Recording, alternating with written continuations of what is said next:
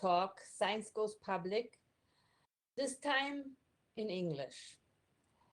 A program organized by MaxCine, the Center of Communication and Outreach at the Max Planck Institute of Animal Behavior in Radolfzell and Konstanz.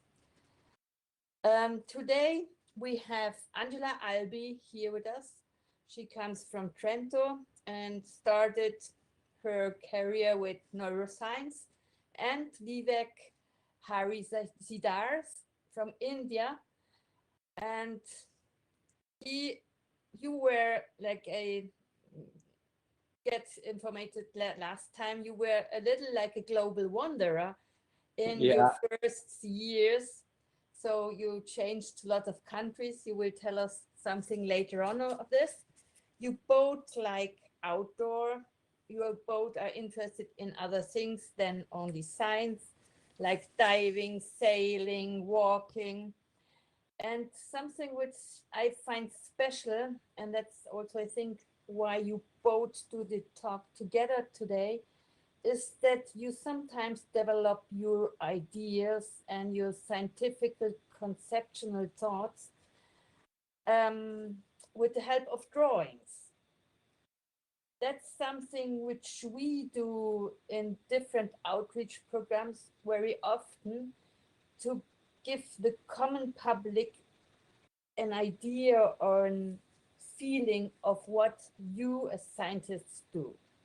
So I'm very happy to have you both today here, and I would like to hand over the talk to you. Thanks for being here. Thanks for being here to all the audience. And something I forgot, please write your questions in the chat. Later on, we will ask them together to the both scientists. Thank you for being here, and please start. Thank you, Babette, for introducing us, and thanks to everyone who is joining today. And our initial slide is a little bit of the summary of what we are gonna explore in our talk today. And because we are giving this talk together, we decided to first try to identify some concepts that both me and Vivek have in common.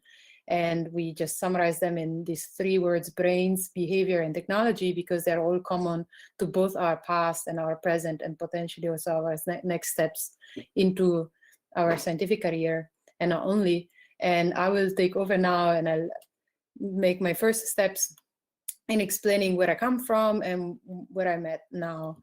And so I started my career in Italy, where I was mostly studying psychology and cognitive science. I also had the opportunity in those years to spend some time abroad, mostly in the US and in the Netherlands. But the focus of most of my science back then was very clinical oriented. So I was studying psychology. I was interested in trying to apply several techniques, mostly computer science techniques, into understanding more about certain human diseases like Parkinson's, Alzheimer's disease, or brain tumors, and use computer vision and programming for determining the differences in diagnostic, for example, into brain imaging data. And in this case, for example, we are looking at some imaging that can come from very common medical machines that are used also nowadays, for example, magnetic resonance imaging, that are used for potentially diagnosing some diseases.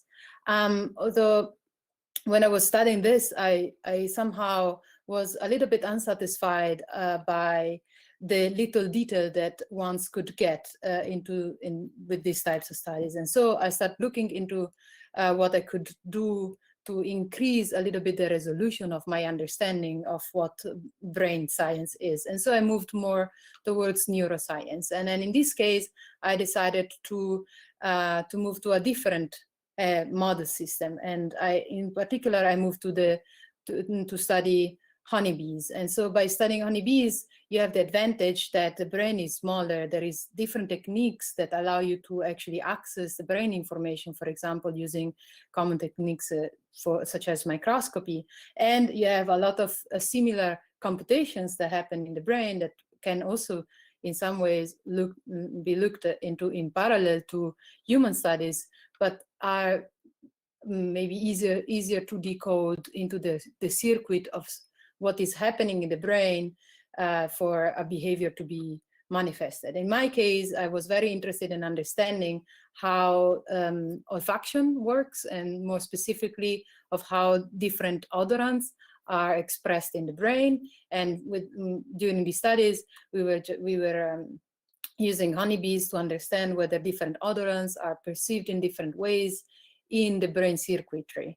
And at this time, I was more satisfied of the detail of the information that I was gaining for the studies, in particular about how neurons work and how connections of neurons work. But very quickly in the beginning of my works with honeybees, I also realized that I was becoming more and more interested into the natural aspects of actually the mother system of the honeybee, because first of all, we were taking care of the beehives ourselves, and therefore every day I was going to the beehive and looking at the bees into their seemingly natural environment, and I was more and more fascinated of seeing all these worms and all of these bees living collectively. And then I started reading more and more, and I became more and more interested into rather than the information about the neuroscience of the bees smelling odorants, more about their naturalistic environment around. And so that's also actually when now, we start hinting at this, when I also started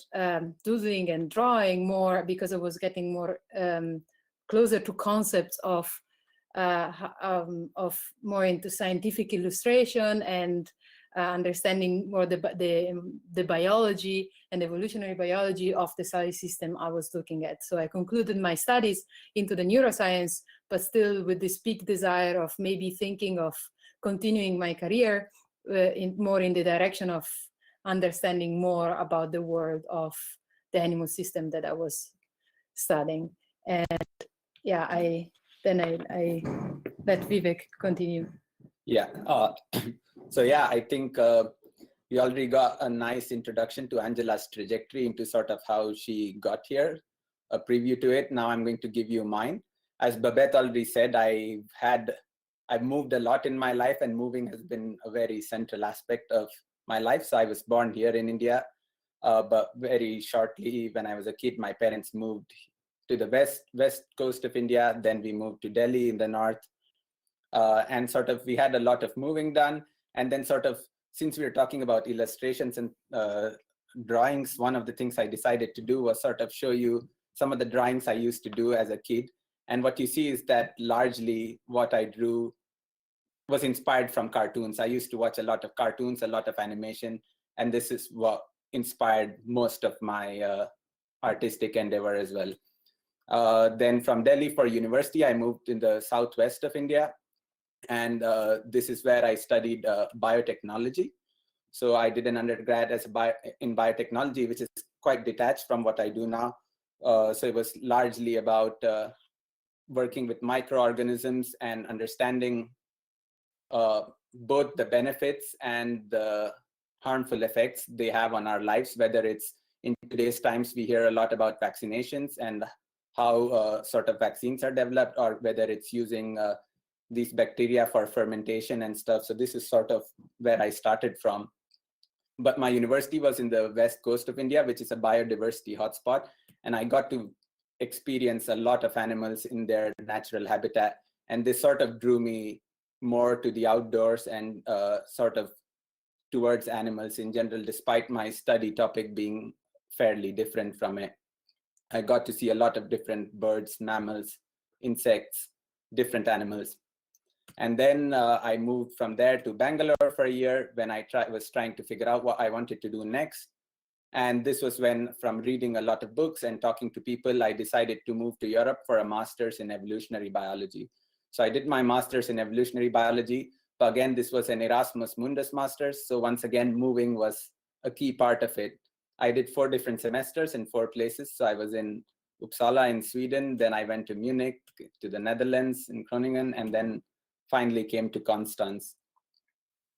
So my journey sort of started as a biotechnologist, but I went through evolutionary biology. And during the course of this master's, I had, coming from biotechnology, I had slightly stronger understanding for maths than some of my colleagues who'd come from ecology. Not to say a lot of them actually also did much better maths than I did, but this sort of inclined me towards doing some theory and mathematical modeling, sort of to understand, try to put whatever we want to understand about animals, their life history, their behaviors, in mathematical equations, or to simulate them in computers to better understand what they do. And going back to the artistic side, as I was drawn more and more towards animals, this was also reflected in the way I drew. Of course, you see here still there is some influence of the cartoon element, which was really a part of who I was since I was a child. But now the subjects of my drawings largely became animals, both real and fictional. For example, you see the dragons in the bottom right. Yeah, and that's sort of where I was just before starting my PhD. Yeah, so then having said where I came from, then I decided that I wanted to move more towards ecology and behavior after being so fascinated by the honeybee world. And that's when I moved to Constance for my PhD with the focus on animal behavior studies. And yeah, and then as Babette suggested already earlier, we're also very outdoor, but actually I mostly became an outdoor person when I started being in such a rich environment where there is a large focus in studying animals and being interested in also in conservation and ecology.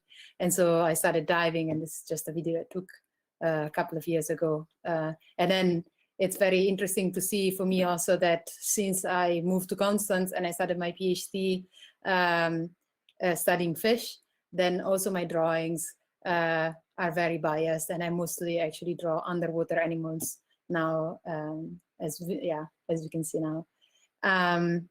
But yeah, just to tell a bit more of what it is that I am studying here in Constance. Soon after I moved here, we identified a very interesting project together with my PI, and this project is about understanding the effect of parasitism in animal groups.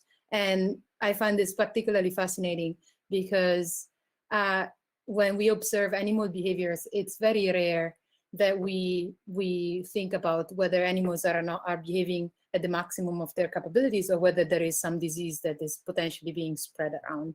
And I think it's an important aspect to keep into consideration because there is so many examples out there in the environment, and some of them are highlighted by these images here, in which we can observe behaviors that we could consider as realistic or representative of that species, but actually they are manipulated by the presence of, in this case, a parasite. So there is this interesting story, for example, for this cricket in the top right of the slide, and this cricket, when it's affected by this nematode, then it becomes more and more attracted to water surfaces, because in this case, the manipulation of the parasite inside the cricket makes the cricket jump to the water, because the parasite will have a benefit into going to the following animal to parasitize.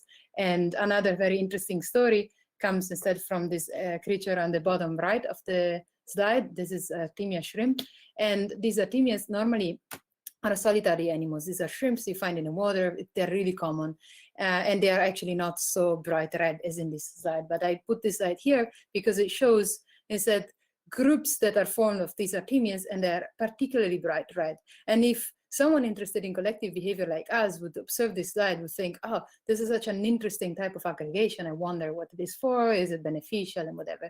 But in reality, scientists have found that these groups are formed only when this Artemia is attacked by an internal parasite that makes them change the color and makes them aggregate more. And the only reason is that in this way, then the flamingo, which is the following host of the parasite, will very likely eat more of these Artemias and will likely also get the parasite inside. And so it's in the end a manipulation by the parasite to increase the likelihood of surviving and reproducing. And so then, having said this, then when we started our work, well, the pandemic hadn't started yet back then, but it was already hinting at potentially very interesting conditions and questions. And in particularly now, because we are all very sensitive to this topic, where we see that in our case, we have one very important strategy for avoiding an infection, that is to keep distance, then it is plausible to think that there is also certain diseases that we can observe in animal systems that may also preserve some of the strategies, or could actually inform us on what it is that animal groups normally do to prevent certain infections, or to prevent worse outcomes. So in this case, I wanted to draw a parallel in between our current situation and my study system, because also in my study system, I'm studying a parasite that is transmitted with contact, and therefore it was plausible and informed by previous literature that there could be some strategies also for the fish to avoid the contact with sick fish and thus prevent the spread of the disease. And more in specific, the study system that I use is with the fish called guppy. It's a very common ornamental fish that is found in a lot of aquarium, but in our case, we use a strain that is mostly wild type and comes from Trinidad and Tobago. And the parasite that we use for our studies is called Gyrodactylus, and it's really prevalent in nature, in their natural environment. And on the left, we see a short video of how it looks for when I collect the data, to then potentially to analyze the data and draw conclusions on the effects of parasitism in a fish group. And here on the right, we have a drawing of the guppy, and below a schematic drawing of how the parasite looks like, but the scale is not correct, and because you can see it says 0.1 millimeter, and on just a small portion of the parasite. So it's a really, really small worm that stays on the skin of the fish. And you can see this is an image from a microscope. So you can see more or less how the worms look like when they attack the skin of the fish. And so then this parasite has the peculiarity of growing exponentially. And so the infection stays on the fish, the more exponential the growth is, and until a point in which the fish will have a huge load of parasites and potentially die out of it. And on the left, we see a more zoomed in image of how it looks for when we collect the data to when we also analyze the data. And so with these trajectories that are drawn on the fish are those that eventually will help us analyzing the data mathematically. And so here it's a little bit of a scheme of how it actually works in our workflow. We collect the data, and then once we have the data, we use some techniques, some computer science techniques to draw the path of the fish in a way that then we can schematically plot them and analyze them to ask questions about how the distance they keep from each other or the way they interact, and many more questions.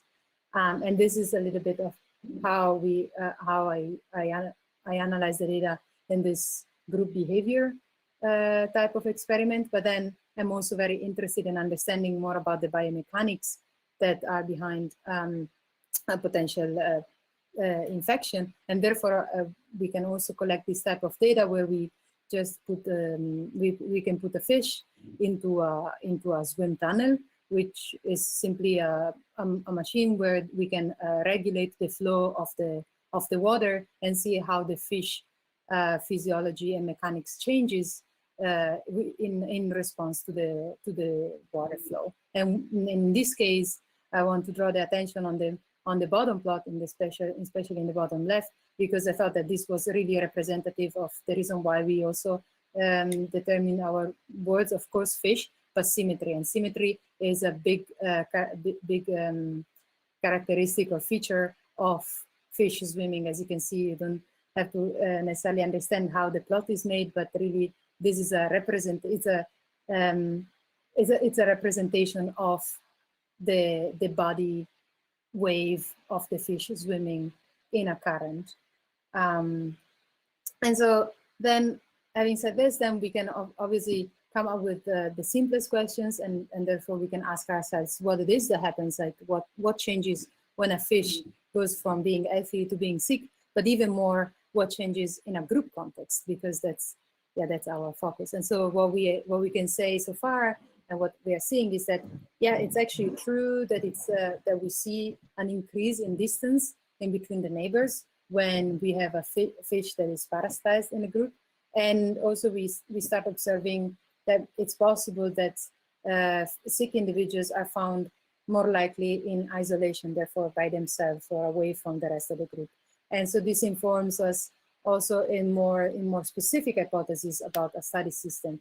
And more specifically, in our case, we are trying to understand whether the differences that we observe into how groups move can fall under the hypothesis of what we could call avoidance or isolation, which would look something like this, in which we have a group of healthy fish that actively moves away from a sick fish, or whether we find ourselves in a situation in which we can call an indirect effect, in which a fish that is sick is also has a lower performance in swimming, and therefore because it's slower or cannot really swim as fast as the others, then it's isolated. But this, we would call this more of a passive mechanism rather than an active avoidance. And so then to conclude, I think the way my work relates to the words we decided is that in one case, I'm looking at how the connection in between individuals is modified in the case of the perturbation of the presence of a disease. And similarly, we also try to use more descriptive characteristics such as the fish swimming and look at whether we are we are breaking in some ways the symmetry of the fish swimming when we introduce a disease or not, and compare the different conditions. Yeah, so for me, when I moved to Constance for the PhD, the key theme or the topic that I worked on for the PhD was studying decision making. So to really understand how animals choose between different options. But also another hobby I picked up during the course of the PhD was doing some origami. So these are just some examples or like some images of origami that I did. And what I was doing was basically following YouTube videos. And over time, as I kept folding, I got better at folding and doing the origami. And I thought I was really starting to understand origami. But then what I realized was that I hadn't really understood origami. What I realized was that most animals have a bilateral symmetry. So whatever you have on the animal's left is the same that you have on the right. So when you're folding these animals on paper, then very often when you do some steps, then you also have to repeat it on the other side to have this bilateral symmetry show up. But this is sort of symmetry in form that is common across most animals. But there's also symmetry in a more abstract sense, in a conceptual sense, which is what comes to decision making. Because when two options are very different from each other, and you really like one much more than the other, then it's obvious that's what you're going to choose. But really, when decision making, it becomes a problem when two options are identical or they're very similar or symmetric in a sense. So here I have a map of Constance for you. So let's say you live here, and then there are two cafes on the other side of the river that you really, really like. And then one nice evening, say a year in the past or maybe in the future, you decide you want to go and spend time in the cafe, reading and drawing, but you don't know which cafe to go to. You really like both cafes, but you can't decide which one you want to go to today. What do? You sort of push the decision to later. You don't want to make the decision now. You say, I have to go on the other side of the river anyway. Let me just start walking in that direction. But then at some point, you reach this point where now you really have to choose whether you want to go to the first cafe or the second one, because you have to go in different directions for both. And maybe some days you end up going to the first one, and other days you end up going to the second one. And this is sort of the problems that not only humans face, but animals face as well. The 14th century French philosopher, Jean Buridan, created this paradox or paradigm. So there is called the Buridans paradigm, which describes a donkey with two bales of hay on either side. Both these bales of hay are equally juicy, equally exciting to the donkey, and equally far from it. How does the donkey decide which bale of hay to eat from? People said that, ask the donkey, oh, it doesn't matter, just eat both of them. But then the donkey was still confused because it still had to decide which one to go to first. And then what Buridans said was that the donkey would be so confused with these two perfectly identical bales of hay that it would die in the middle. But of course, this is not true. This is just sort of another illustration of the problems of choosing between two options in space, kind of from a philosophical context. And this is kind of what we ended up studying during the course of my PhD, along with, I mean, all of this work is done with a lot of other people. So I'm just happen to be presenting it right now. But we had VR systems to do this work. So virtual reality systems. So here, for example, I'm showing you the virtual reality setup that we have for a walking insect. So basically you have the insect moving in the middle, and then it's on a treadmill. So it keeps walking. It's walking in the same space. And then using projectors, we project images around it to create a virtual world. So the animal thinks that it's moving in a three-dimensional world because of how the projections are, but really it's moving in place. How does this illusion work? It works by what's known as an anamorphic illusion. So here you see a Rubik's Cube that's placed on a table, but I'm telling you this is an illusion. But this illusion is so good that it tricks your brain despite you knowing that it's an illusion. But this illusion will shortly be broken now. And what you realize is that the reason the illusion worked was because of the perspective it was presented to you from. And as the perspective is restored, it again resumes assumes the look of being three-dimensional. And this is exactly what the VR system does. But because instead of using paper cutouts, we use projections, that means we can update these projections from the perspective of the animal at a very high frame rate, which means that the animal has this illusion of moving through a three-dimensional world. It's the same illusion you might have seen artwork like this, where actually what's painted on the walls is completely hard to read, or it's not what you see, but from a certain point of view, it appears a certain way. This is sort of another illustration of the same illusion. And this is basically what the VR is doing. And we put animals in this VR system, and then we present them with options and record their trajectories as they move through this virtual space to understand how they make decisions. And like you did while going through Constance to go to your cafes, this is exactly what the animals also do. They move initially in the direction that's sort of the average between the two directions, the two options that they want to go to, until the two directions become very different from each other, at which point they have to choose one option or the other.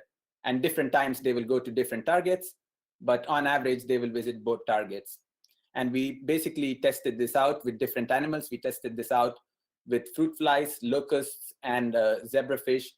And all these animals actually do exactly this, suggesting that this algorithm that we've discovered is something that's ubiquitous in the animal kingdom.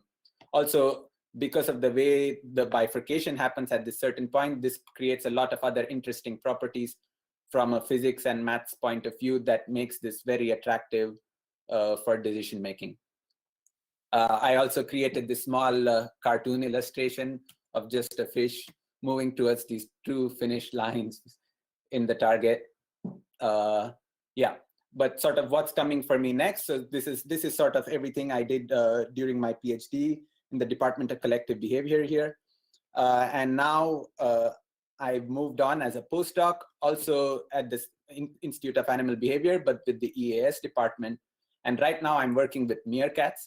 So far what I showed you was how individuals make decisions when they have two options. But then sort of, if you wanted to choose from these cafes, but you were in a group, how would you make the decision? Of course, you talk to each other. And this is what meerkats do. They talk a lot. So for my postdoc, what I'm trying to work on is to understand how meerkats communicate and how this affects their coordinated movement from one place to another. I'm also starting another project with two collaborators, Akanksha and Hemal, where we are going to study black bucks, which is an antelope species endemic to India. And once again, here we are interested in understanding mate choice of these animals. So these animals get together in large aggregations, and then they engage in intense displays, and this is where they choose mates. And this is something we want to study using drones. Yeah, so now that's sort of the end of it. Now we have some pictures. A lot of you audience members were kind enough to send us beautiful images that we gave you 3 words: fish, symmetry, and connection. And we got a lot of nice pictures, nice ideas to describe these words. So we just have a couple of slides showing the drawings that all of you sent us. And finally, the drawings that both Angela and I did. Yeah, no, it's interesting for, I guess that it was interesting for us to see that there is, of course, variability in the drawings that are sent, but there is like a general tendency to actually interpret symmetry in a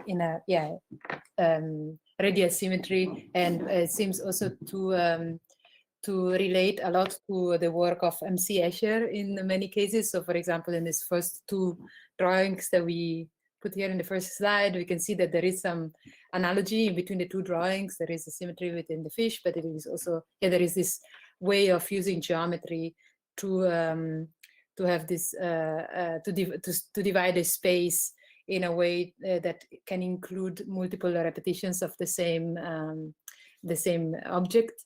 And yeah, that's why we put this together. And then, yeah, for these 2 drawings, we can have like several interpretations, but mostly what I perceive is, for example, in the drawing on the right, what I first perceived was different levels of how chaotic an interaction can be, but still maintain a certain type of order. So it's in the bottom aggregation. This is like more in a collective behavior literature. We consider this like a disordered swarm in a way, because all the fish are pointing in different directions, but still there is some higher order level of organization in it, whereas in the others, some of the fish are aligned, some are pointing all in the same direction. So there is some symmetry in their coordination, but it's perceived at different levels of order, at least in my interpretation. And in the drawing on the left, there is some flow in the way the fish move, in this case mostly in 2 directions, but still they combine in a way, like they come into one space, but they're still going in opposite directions. I mean, I guess that's a little bit of my interpretation of this, and it's interesting to see. At this stage, we would also like to encourage you, if you see your drawing pop up here and you have your own interpretation and explanation of it, we would love to listen to it. And if you just put that on the comments, that would also be great. Yeah, and it's also interesting, I guess, that also for our perspective, the reason why we gave the 3 words and we also made the drawings ourselves was to see how our type of science influences the type of drawings. And it's very, yeah, probably the audience is also somehow connected to our institute. And so we are all very close to the, I guess, concepts of animal behavior, animal movement, and collective behavior. And so we can definitely find this in some of the drawings, just in this case.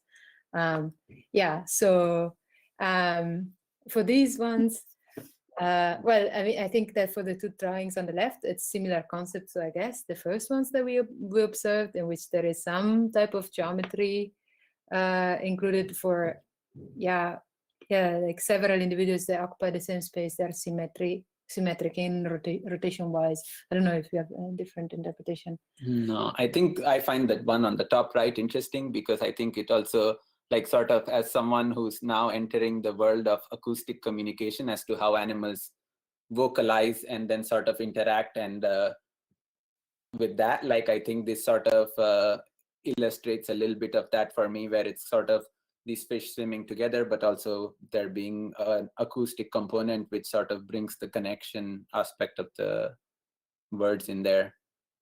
And for the drawing on the top right, the bottom right, yeah, it includes at least in my, because maybe I'm not aware of the higher interpretation, but already the words Escher and Chemie and Kunst, of course, like, okay, Escher, chemistry and art. Verbindung, I actually don't know what it means. Connection, cool. And so for Escher and Chemie, the first two things, of course, Escher I already partly explained of, and I guess we mostly all refer to his phasing, which was using a tessellation to in representation of figures. But for chemistry, then I immediately thought of these 17 wallpaper groups, which I know because I read the interpretation of this drawing. So maybe if the person is actually connected, we would like to maybe read the interpretation from the chat later. But it's interesting how all of these concepts were brought together in this one drawing. Angela, I would like to say something quickly to the drawing on the right bottom. I think the woman is here. She's a colleague from the Max Planck Institute in Dresden, and she's a chemistry. And I would also love if she tells you a little via the chat what she was thinking here, because it's really nice interpretation in between symmetry and connections, and how many connections combinations can appear in a 3D room then, and also then how they crystallize from the point of her view. And then she also inputs the chemistry. And what I also like very much is the fish, which remembers her also from Jesus Christ on the crosses, the INRI, there we have always the symbol of fish. So I hope that's true. No. I mean, it would be really nice if we had the author of the drawing to write something, because it indeed deserves a little bit of, like, it's actually a complex combination of concepts. That would be nice to have the interpretation from the person who drew it, rather than, like, if for us we can grab some of the concept. We have it in German and in email, and if she doesn't connect here now, then we can connect later on with her, I would say. Yeah, sounds good. And then okay, we have this collection of drawings. So I will anticipate a little, but just because actually my drawing happened to be conceptually very similar to at least two of these drawings, in which we have this symmetry. I would consider this a symmetry at maybe a slightly more abstract conceptual level, in which there is this, the horizon in this case is the symmetry line, and there is the symmetry from the fish below the seawater and the birds above the sea level, and similarly with the drawing in the center. And then, of course, on top left, very common concept in collective behavior of, where does where does collective behavior come from? It's it comes from the interaction of single individuals that as a group behave as a one main entity, and we see this similarly, I think, in the drawing on the bottom right, and probably also on the top right. I cannot really, I don't have much more to say, but it's very interesting to see this very basic and important concepts of collective behavior being sketched so easily. And these are basically our drawings that we did for the based on the words. Angela, do you want to go first? So in my case, as I already mentioned, there is this type of symmetry in which my idea was to I guess draw a sky and have the fish that you can either see from underwater to in the direction of the sky, or from the sky to underwater, in which you're seeing the fish in the reflection of the clouds. And similarly, because there is clouds, then I thought, okay, then also birds can be represented. But in particular, I had this line, this cut of the drawing that was unintentional, actually, this line in the middle.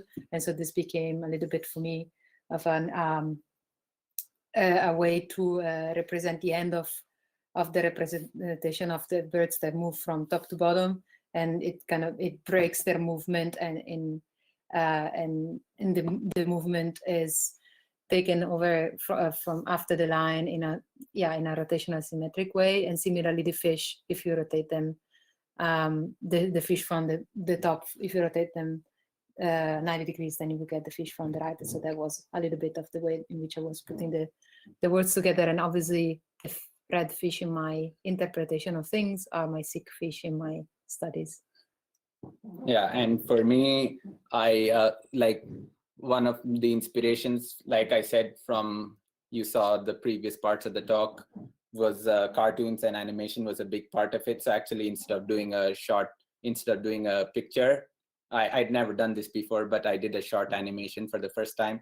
So here what you see is sort of zoomed into the brain of a fish. So kind of you're seeing neurons and then the connections between these neurons. And then now it's just a short animation as you zoom out and you see sort of the whole fish and then the trajectories that the fish sort of takes as it moves through space when choosing between corals, which links to my work, but also to these words. Yeah, that's it from us. Thank you. Thank you very much, Vivek and Angela. I have already got one question via email from another colleague, and she asked herself whether there is a kind of leader in fish swarms and whether the whole is more than the sum of its parts, to quote the common saying. Yeah. So I think, I mean, this is a very good question because I think leadership is a big topic to study in the field of collective behavior. So during the PhD, I didn't talk about it today, but I also worked a little bit on leadership in fish. But often what you find in these large groups, whether it's like we are talking about fish schools or bird flocks, like really, you don't need many individuals to direct the group. In large groups, you need only a small proportion of informed individuals to direct the group where they need to go. So you can have these leader individuals, but you can get, the leadership can be dynamic. Different individuals can be leaders at different times.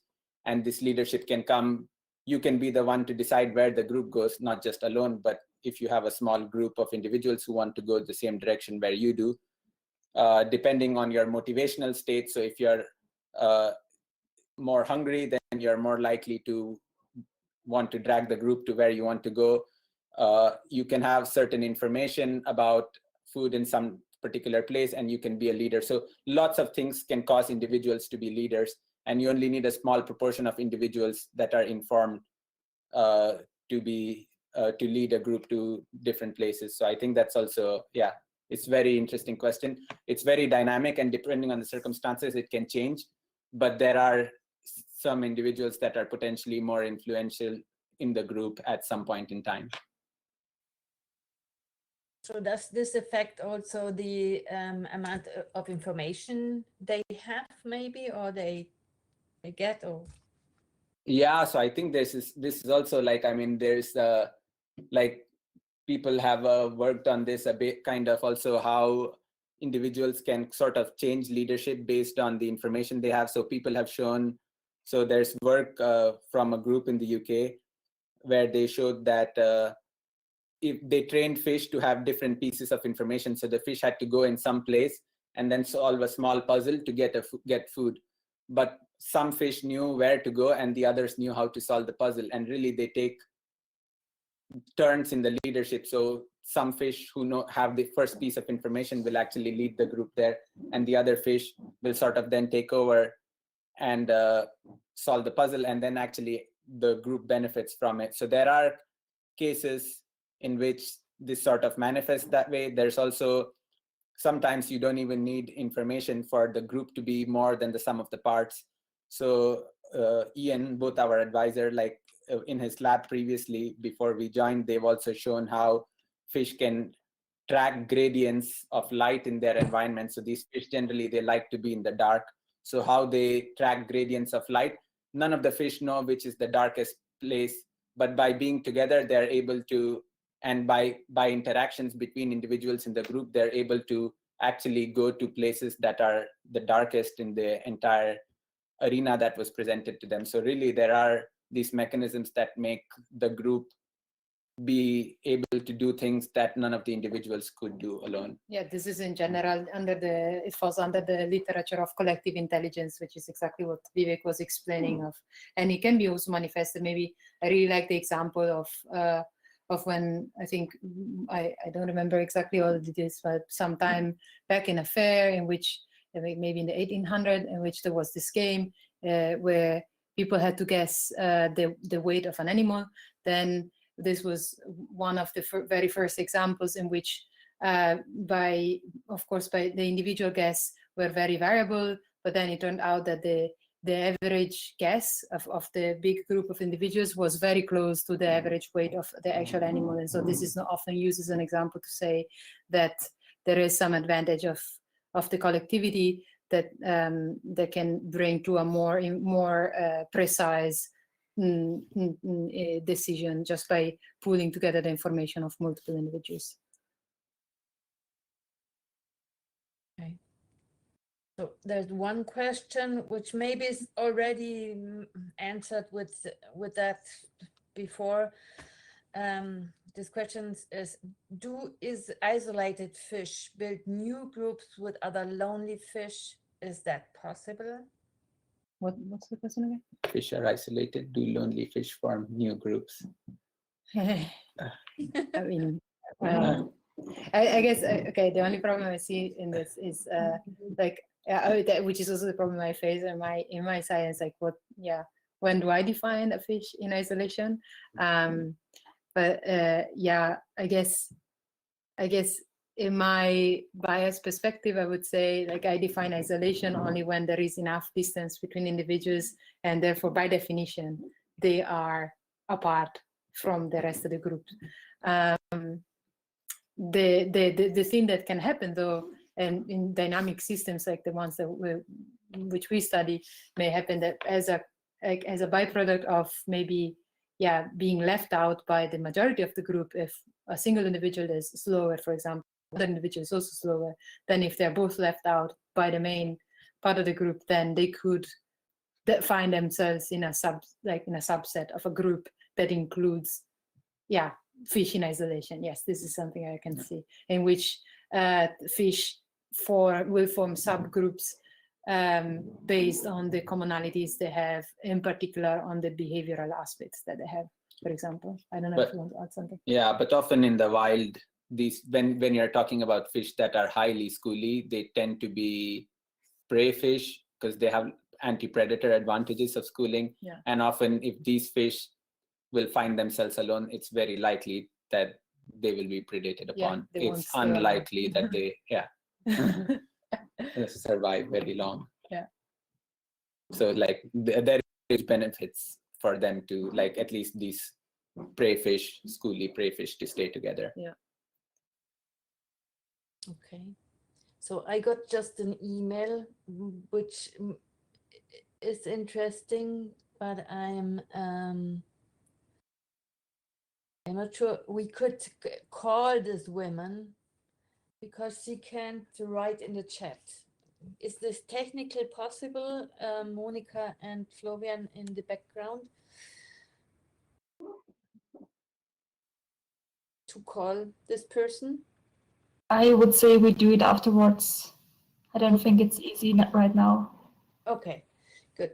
Then do we have any more questions from the audience who is here? Also, we would sell interpretations if somebody is here who did a drawing for the boat, and which is really nice that we got so much drawings.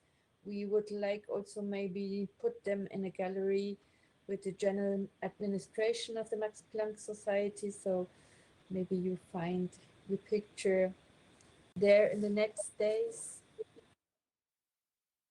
So no more questions as I see. If there's more interest for interaction, we could also, with Vivek and Angela, from some of you, we could also organize a Zoom call or something in the next days or couple of weeks. So I would like then to say you, if you would like more information about the program, just join us on our Instagram or have a look on our homepage, the MaxCine, or follow us on the YouTube channel. And as well, you can send us your email and you get via newsletters the actual informations. Our next talk will be on from Kevin Morrell, and it's called Lockdown auch bei Wildschweinen. This is in German again, and it will be May 18th. Angela and Vivek, I really like to thank you both.